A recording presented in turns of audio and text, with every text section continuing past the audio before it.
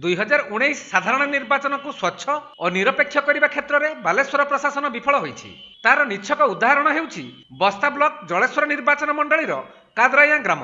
ଗତ 29 ତାରିଖ କାଦରାୟାରେ 187, 188, 189 ଏବଂ 190 ଚାରୋଟି ବୁଥ କ୍ୟାପଚର ସହିତ ରିଗିଂ ହୋଇଥିବା କଂଗ୍ରେସ ପକ୍ଷରୁ ଅଭିଯୋଗ ହୋଇଥିଲା। ତେବେ ନିର୍ବାଚନ କମିଶନର ଘଟଣାକୁ ତଦନ୍ତ କରି ଆସନ୍ତା 19 ତାରିଖରେ ଦୁଇଟି ବୁଥ ଯଥା 187 ଏବଂ 189 ବୁଥରେ ପୁନଃ ଭୋଟ ଗ୍ରହଣ ପାଇଁ ନିର୍ଦ୍ଦେଶ ଦେଇଛନ୍ତି। ମାତ୍ର ଗତ 29 ତାରିଖ ନିର୍ବାଚନରେ ଭୋଟର ସଂଖ୍ୟା 4312 ଥିବା ବେଳେ ପାଖାପାଖି 70% ପୋଲିଂ ହୋଇଥିଲା, ଅର୍ଥାତ୍ 2989 ଜଣ ମତଦାନ କରିଥିଲେ। ତେବେ ଆସନ୍ତା 19 ତାରିଖ ରବିବାର 187 ଏବଂ 189 ବୁଥରେ ପୁନଃ ନିର୍ବାଚନ ହେବାକୁ ଯାଉଥିବା ବେଳେ ଦୁଇଟି ବୁଥର 2066 ଜଣ ମତଦାତା ନେତାଙ୍କ ଭାଗ୍ୟ ନିର୍ଦ୍ଧାରଣ କରିବେ। ଅନ୍ୟପକ୍ଷରେ ନିର୍ବାଚନକୁ ସ୍ୱଚ୍ଛ ଓ ନିରପେକ୍ଷ ସହିତ ଶାନ୍ତିପୂର୍ଣ୍ଣ ଭାବେ ମତଦାନ କରିବା ପାଇଁ ପ୍ରଶାସନ ପକ୍ଷରୁ କଡ଼ା ପଦକ୍ଷେପ ନିଆଯିବାର ଆବଶ୍ୟକତା ରହିଛି। ତେବେ ରାଜନୀତି ଚାଣକ୍ୟମାନଙ୍କ କହିବା ଅନୁସାରେ ଏଥର ଭୋଟରେ ମତଦାନ ସଂଖ୍ୟା କମିବ।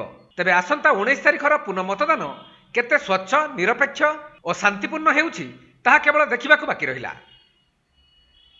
ବାଲେଶ୍ୱର ଜିଲ୍ଲା ଜଳେଶ୍ୱରରୁ ରାଜେଶ ପ୍ରଧାନଙ୍କ ରିପୋର୍ଟ, କୋଣାର୍କ ଲାଇଭ୍।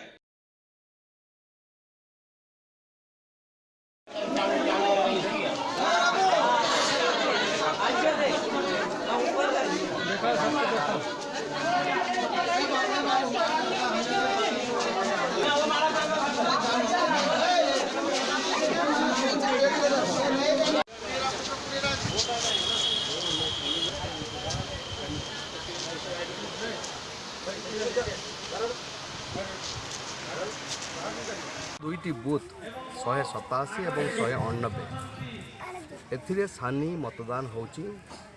एठी जो शासक दल जो चंचकता करथिला एवं लोकमानकर मतदान को जो प्रभावित करथिला ताहा आज लोकमानक सामने खुलासा होती जे किभली भाव में से गणतंत्र हत्या कर 19 तारिख निर्वाचन हम।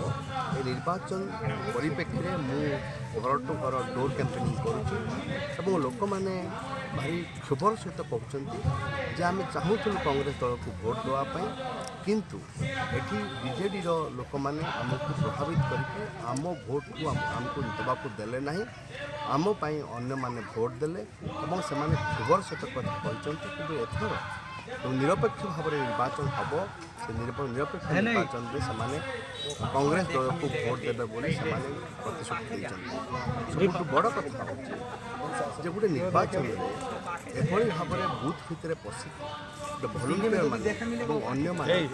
अन्य मतदाता भोट दबा ये केबे भी आम देखलु आम कादरायारे आमर दाबी होची जे केवल दुईटी नुह चारोटी जाक जो बूथ में निर्वाचन हवा कथा और जो मैंने दोषी से तुरंत गिरफ करने दाबी आम करके जिलापाल को आम मेमोरांडम देचु।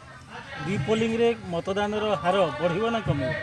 रिपोलिंग रे आम जहाँ देखुचु मतदान हार कमिबो। एइथिपाई कमिबो जे सेमाने गुड़ाए फल्स भोटिंग करथिले, किछि लोक मरी जाइछन्ति, किछि लोक आसी नाहंति, बाहर अछन्ति, सेमानक नारे मध्य भोट दिया जाइछि। जहाँ फल कि एबे जो कड़ाकड़ी भाव में निर्वाचन हम भोटदान हम से देखिए आपण मैंने जो भोटदान हार कमिब और ये कमिवा पछरे गोटे सादिष्ट अच्छे गोटे गोटे गोटे चक्रांत अच्छी आम जना पड़ू जे बीजेडी किभली भाव में ये मला लोक और ये नथिबा भोटर को भोट देती जना पड़े भोट आपणकर दल तरफ रिपोलिंग रे आपणकर दल स्थिति कौन रहिबो बोली आमर स्थिति बहुत भल रहिबो।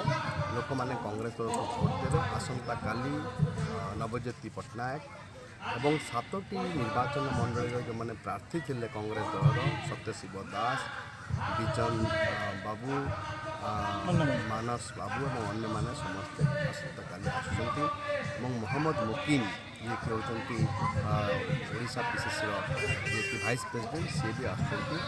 तेणु तांकर मध्य आसबार प्रभाव लोकों पर पड़ो और मु घर को घर बुलूची लोक बहुत समर्थन पाऊँगी, स्नेह श्रद्धा पाऊँगी। तेणु मुझे भावुँ ये जो पुनः निर्वाचन हम एक निर्वाचन आम भल